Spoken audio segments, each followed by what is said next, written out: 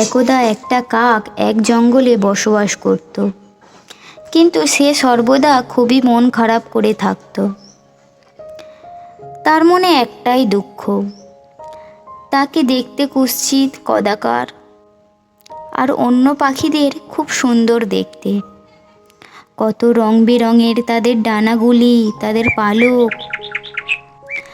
অন্য পাখিদের গলার স্বরও খুব সুন্দর, সুমধুর, কিন্তু তার নিজের গলা ছিল কর্কশ। তাই সে নিজেকে ছোট ভাবত আর কারোর সঙ্গে মিশত না। ওদিকে জঙ্গলের এক পাশে এক শিকারী বসবাস করত। তার জীবিকা ছিল বনের পশু পাখিদের ধরে বিক্রি করার। তাই সে জঙ্গলের বিভিন্ন জায়গায় জাল পেতে রাখত।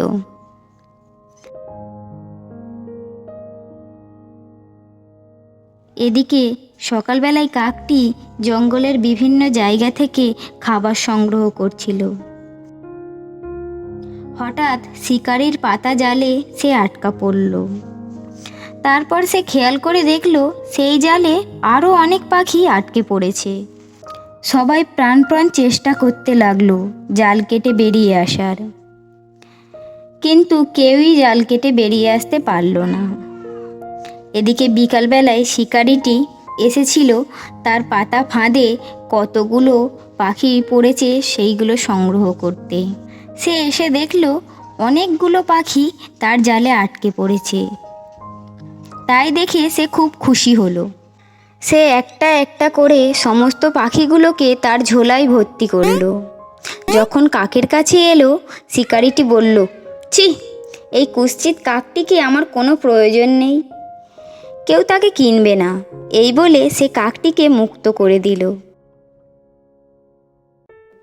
জীবনে প্রথমবার সে যেন প্রাণ খুলে হাসল, মুক্ত বাতাসে প্রশ্বাস নিল।